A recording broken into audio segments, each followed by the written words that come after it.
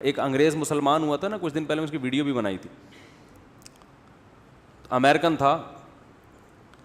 تو میں نے اس سے پوچھا کیوں مسلمان ہوا؟ اس نے کہا تو ججمنٹ کا اسلام میں تصور ہے نا، ڈے آف ججمنٹ، یہ دنیا میں کہیں بھی نہیں ہے، اور اس کے بغیر انسان نہیں بن سکتا.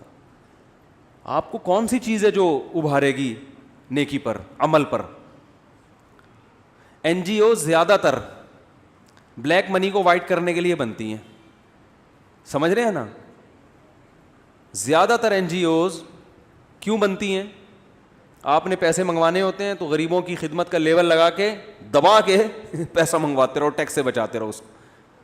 کیونکہ زیادہ تر این جی اوز ان لوگوں کی ہیں، اس کے پیچھے تانے بانے جو جا کے ملیں گے، میں سب این جی اوز کی بات نہیں کر رہا، اس کے پیچھے جو تانے بانے آپ کو جا کے ملیں گے نا، یہ وہ لوگ ہیں جنہوں نے غریبوں کا سب سے زیادہ خون پیا ہوا ہوتا ہے. تو آدمی کہتا ہے جس آدمی کا کام ہی ساری زندگی غریب کو مارنے میں گزرا، وہ غریبوں کی خدمت کے لیے زبردست ڈاکومنٹ میں کوئی اور ہوتا ہے. یاد رکھو، آپ کہیں یار نہیں این جی اوز میں تو اتنے نیک نیک لوگ، اور بھائی وہ ڈسپلے پر کمپنی کی مشہوری کے لیے ٹھیک ہے نا. وہ چینی کی بوری پر چاول لکھا ہوا تھا نا، کسی نے دکاندار سے پوچھا یہ چاول کیوں لکھا ہوا ہے جب چینی ہے؟ تو بھائی مکھیوں کو دھوکہ دینے کے لیے لکھا ہوا ہے، ہم نے مکھیاں بہت بیٹھتی ہیں اس پہ.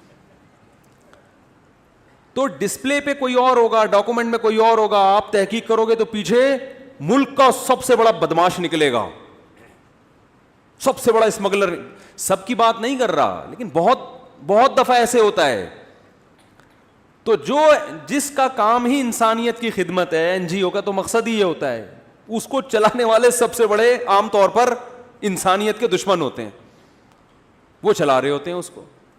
تو یہ جب آخرت کا تصور نہیں ہوگا میرے بھائی، تو پھر انسانیت کے خدمت کے نام پہ انسانیت کا گلا کاٹا جائے گا. پھر تو یہ ہوگا. تو دنیا کو تباہی سے بچانے کے لیے، اور میں ایک بات یاد رکھوں، چلو دنیا تو ہے، دنیا کو تباہی سے بچانے کے لیے اسلام کے علاوہ آپ کے پاس کوئی راستہ نہیں ہے. اب آپ کو اسلام کیوں؟ آخرت کا تصور تو عیسائیت بھی پیش کرتے ہیں، یہودیت بھی پیش کرتے ہیں، تصور کی حد تک تو ٹھیک ہے، لیکن آگے عمل کے لیے ان کے پاس کوئی لا ہے نہیں.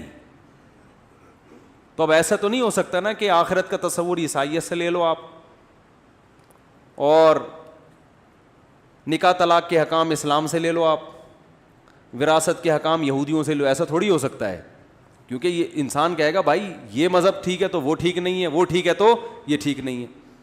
تو اسلام کے علاوہ آپ کے پاس کوئی لا ہی نہیں ہے جس کو دیکھ کر آپ دنیا میں امن قائم کر سکتے ہو، دنیا کو واقعی انسانیت کا خدمت گزار بنا سکتے ہو.